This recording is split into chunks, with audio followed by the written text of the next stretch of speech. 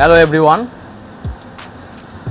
আমি মনিরুজ্জামান আবারও হাজির হলাম আপনাদের সঙ্গে নতুন একটি ইউটিউব ভিডিও নিয়ে।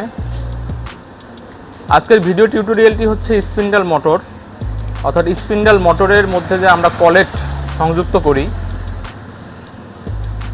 এই স্পিন্ডল মোটরে আমরা কলেট কিভাবে সংযুক্ত করব এবং কলেট সংযুক্ত করার এবং কলেটের সঙ্গে আমাদের যে বিট বা সিএনসি টুলস, কাটিং টুলস, এটিকে আমরা কিভাবে সংযুক্ত করব। তো এই বিষয়গুলো কিন্তু আজকে আপনাদেরকে সঠিক পদ্ধতি আমি দেখায় দিব। তো ভিডিওটি নতুন পুরাতন সকলের জন্য কিন্তু গুরুত্বপূর্ণ, কারণ আমরা যদি সঠিকভাবে একটি কাটিং টুলসকে আমরা যদি মেশিনের স্পিন্ডল মোটরের সঙ্গে সংযুক্ত করতে না পারি, তাহলে কিন্তু বিভিন্ন ধরনের সমস্যা হতে পারে। সমস্যাগুলোর মধ্যে হচ্ছে আমাদের বিটটি রানিং অবস্থায় খুলে যেতে পারে, বিটটি ভেঙে যেতে পারে, ডিজাইনটিকে নষ্ট করে দিতে পারে। বিটটি যদি বেশি টাইট হয়ে যায় সেক্ষেত্রে আমাদের কলেটের সমস্যা হবে, বিটটি গরম হয়ে যাবে। বিট যদি আমরা সঠিক পরিমাণ আপ বা ডাউনে সংযুক্ত না করি, তাহলে আমাদের বিটটি অতিরিক্ত গরম হবে, বিটটির লাইফ কমে যাবে। তো এই ধরনের বিভিন্ন সমস্যা নিয়ে কিন্তু আজকের এই ভিডিওটি। তো আজকের এই ভিডিওতে আমি প্র্যাকটিক্যাল দেখাবো যে আপনারা কিভাবে একটি কাটিং টুলসকে একটি স্পিন্ডল মোটরের সঙ্গে কিন্তু যুক্ত করবেন। তো স্পিন্ডল মোটর কিন্তু বিভিন্ন সাইজের হয়ে থাকে, অ্যাজ লাইক হচ্ছে 1 কিলোওয়াট, 1.5 কিলোওয়াট থেকে 7 কিলোওয়াট, এমনকি 11, 12, 13, 15 কিলোওয়াট পর্যন্ত হয়ে থাকে। তো আমরা যে মেশিনের সঙ্গে আপনাদেরকে টুলস লাগিয়ে দেখাবো, এই মেশিনের স্পিন্ডল মোটরটি হচ্ছে 6 কিলোওয়াটের, অর্থাৎ 6 কিলোওয়াটের একটি এয়ার কুলিং স্পিন্ডল মোটর। এবং এর যে কলেট সাইজ সেটা হচ্ছে ER32 কলেট সাইজ। কি কি যন্ত্রপাতি লাগবে, অর্থাৎ কি কি টুলস লাগবে এটাকে খোলানো লাগানোর জন্য, কি কি আমরা কোন ধরনের ডালি ইউজ করব, তো এই বিষয়গুলো আমি আপনাদেরকে আজকে ক্লোজলি দেখায় দেব। তো আর কথা বাড়াবো না, বরাবরের মতো আমার ভিডিওগুলি যদি আপনাদের বিন্দু পরিমাণও ভালো লেগে থাকে তাহলে আমার চ্যানেলটি সাবস্ক্রাইব করবেন। আর যারা সাবস্ক্রাইব করে ফেলেছেন তাদেরকে অসংখ্য ধন্যবাদ আমার চ্যানেলটি সাবস্ক্রাইব করার জন্য। ভিডিওগুলি বেশি বেশি শেয়ার করে দিবেন নতুন পুরাতনদের মধ্যে, যেন সকলেই শিখতে পারে সিএনসি বিষয়ের জিনিসগুলো। তা আমার এই চ্যানেলটি আপনাদের সাবস্ক্রাইব করা থাকলে সিএনসি রিলেটেড আপনারা A to Z সমস্ত কিছুই কিন্তু জানতে পারবেন। তো ভিউয়ার্স, আমার চ্যানেলটি সাবস্ক্রাইব করে দিবেন, আমাকে একটি লাইক দিয়ে উৎসাহিত করবেন, এবং আপনাদের কোনো কিছু জানার থাকলে আমাকে কমেন্ট সেকশনে লিখে দিবেন। তার কথা বাড়াবো না, চলে যাব ভিডিওতে। চলুন ভিডিওটি শুরু করে দেই। তো ভিউয়ার্স, আমাদের যে যন্ত্রপাতিগুলো লাগবে এর মধ্যে হচ্ছে একটি কলেট ওপেনার। এটি হচ্ছে আমাদের একটি collet opener, ER32 collet opener. এটা আসলে বিভিন্ন ধরনের স্পিন্ডল মোটরের কিলোওয়াটের উপর ডিপেন্ড করে, সাইজের উপর ডিপেন্ড করে কিন্তু বিভিন্ন রকমের হয়ে থাকে। তা আমরা যেহেতু 6 কিলোওয়াট ER32 এর মোটরের সঙ্গে সংযুক্ত করব, এই জন্য আমাদের ER32 এর এই কলেট ওপেনার রেঞ্জটি কিন্তু লাগবে। এটি হচ্ছে ER32 কলেট ওপেনার রেঞ্জ। আর একটি লাগবে হচ্ছে আমাদের হচ্ছে ডালি রেঞ্জ। এটা হচ্ছে 32 mm ডালি রেঞ্জ, অর্থাৎ 32 mm এর একটি ডালি রেঞ্জ লাগবে আমাদের এটাকে হেল্প করার জন্য। অর্থাৎ এই দুইটি রেঞ্জ আমাদের বা ডালি লাগবে আমাদের কি আমাদের ওপেন করার জন্য, অর্থাৎ ওপেন খোলা এবং লাগানোর জন্য, কলেটটি খুলতে এবং লাগানোর জন্য কিন্তু আমাদের এই দুইটি ডালি লাগবে। আর এছাড়া আমাদের মাথায় কিন্তু এই কলেট নাটটি থাকবে। এই কলেট নাটটি হচ্ছে ER32 কলেট নাট, 6 কিলোওয়াট মোটরের জন্য। থাকবে হচ্ছে একটি কলেট ER32 স্প্রিং কলেট, আর হচ্ছে অ্যাজ ইউজুয়াল আমাদের যে ফলাগুলো থাকে সেই ফলাগুলো। তো আমরা এই ফলাকে এই কলেটে কিভাবে সংযুক্ত করব, তারপর এই কলেটটাকে আমরা কিভাবে নাটের সঙ্গে সংযুক্ত করব, এবং নাটটিকে ওভারঅল আমরা মোটরে কিভাবে সংযুক্ত করব, এই বিষয়গুলো কিন্তু আমি আপনাদেরকে আজকে দেখিয়ে দিচ্ছি। তো ভিডিওটি কিন্তু হচ্ছে আপনাদের জন্য খুবই তথ্যমূলক এবং গুরুত্বপূর্ণ, কারণ এটার উপর ডিপেন্ড করে কিন্তু আমাদের অনেক কিছু ডিপেন্ড করে। ফার্স্ট হচ্ছে আমাদের যে মোটরটা আমরা চালাই, এই মোটরের লাইফ টাইমটা কিন্তু নির্ভর করে এই কলেট লাগানো খোলার উপরে। তো আমি এখন আপনাদের ক্লোজলি ভিডিওটি দেখাচ্ছি।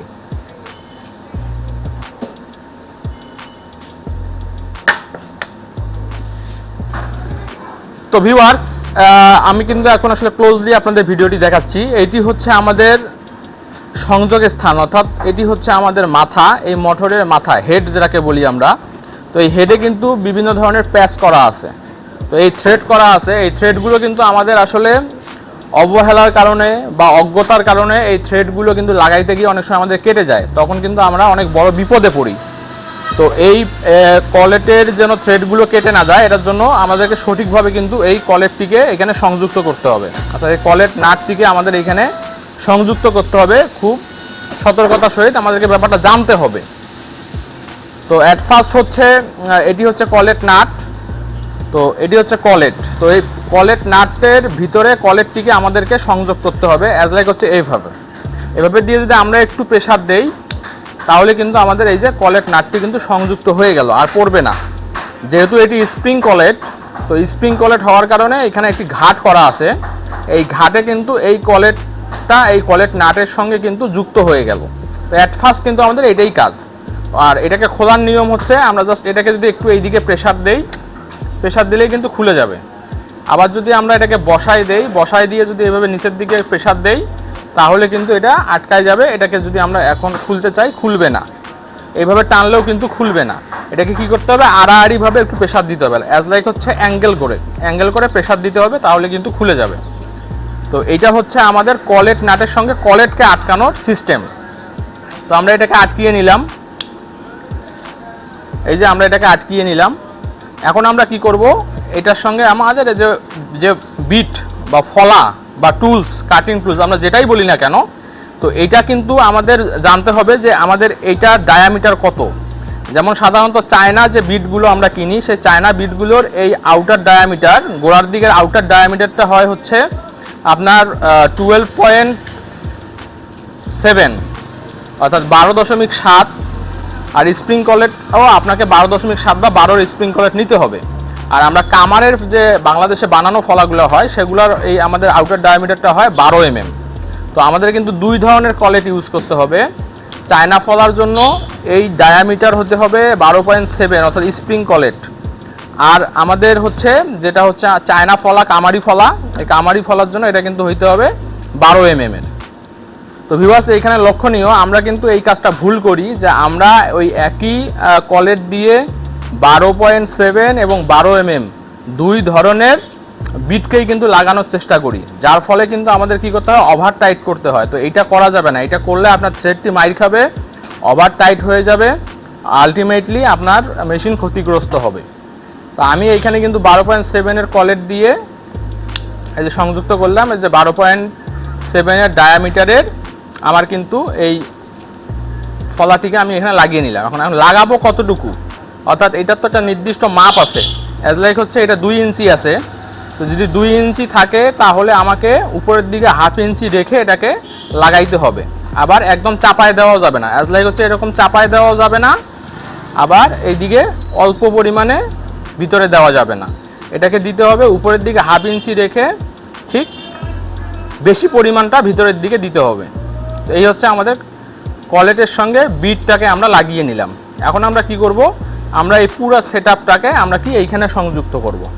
এই পুরো সেটআপটা আমাদের হয়ে গেল। এখন পুরো সেটআপটাকে আমরা এই হেডের সঙ্গে যুক্ত করব। এই জন্য আমরা এটাকে এইখানে আটকায় দিব। দেওয়ার পর আমরা এভাবে ঘুরাই এটাকে আগে হ্যান্ড টাইট করে নিব। এই যে আমার কিন্তু হ্যান্ড টাইট হয়ে গেল, আমার কিন্তু বিটটা পড়তেছে না, তার মানে কি আমার কিন্তু এটা কিন্তু হ্যান্ড টাইট হয়ে গেছে। তো এখন এটাকে আমি একটু প্রেসার দিয়ে আটকায় দেবো, যেহেতু স্প্রিং কলেট, সামান্য প্রেসার দিলেই কিন্তু এটা আটকায় যাবে। এর জন্য আমার দরকার হবে যে 32 mm ডালি এবং হচ্ছে 32 mm কলেট ওপেনার। তো 32 mm ডালি দিয়ে আমি উপরের দিকটাতে ধরবো, আর কলেট ওপেনারটা দিয়ে নিচের দিকে ধরবো। ধরার পর আমি এটাকে একটু টাইট করে দিব, জাস্ট হ্যান্ড টাইট। এই যে সামান্য হয়ে গেল। এখন কিন্তু আমার এটি লাগানো কমপ্লিট। আমি এখন এটি দিয়ে কাজ করতে পারবো। অ্যাজ লাইক আমার কাজ করা শেষ হয়ে গেল। এখন আমি এটাকে খুলবো কিভাবে, এই খোলার জন্য সেম আমি ডালিটাকে এখানে লাগাই দিব এবং ওপেনারটাকে এখানে লাগাই দিব। এই দুটাকে সংযুক্ত করে আমি এদিকে প্রেসার দিব, অর্থাৎ উল্টা দিকে প্রেসার দিব। এই উল্টা দিকে প্রেসার দিলেই এই যে এটা খুলে গেল। তো আমরা অনেক সময় এটা আসলে হাতুড়ি দিয়ে বাড়াবাড়ি করি, হ্যাঁ, খুলতে চায় না। এটা খুলতে চাবে তখনই যখন আপনি এটাকে ওভার প্রেশার করবেন। তো ওভার প্রেশার করা যাবে না, তাহলে এটা আপনার থ্রেডটা ক্ষতিগ্রস্ত হবে। এই দেখেন আমি হাত দিয়েই খুললাম, হাত দিয়েই লাগাইলাম, কোনো প্রকারের কিন্তু আমি হাতুড়ি ব্যবহার করি নাই। তো ভিউয়ার্স, এই হচ্ছে আসলে একটি বিট লাগানোর সঠিক পদ্ধতি।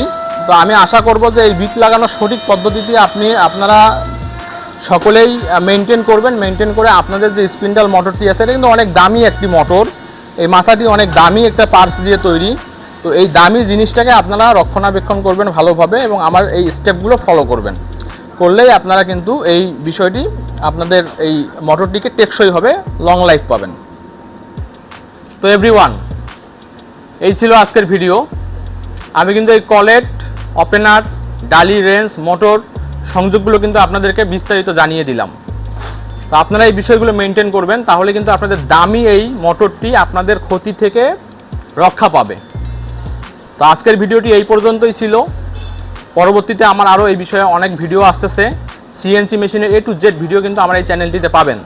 তো আজকের মতো আমি বিদায় নিচ্ছি। আল্লাহ হাফেজ, বাই।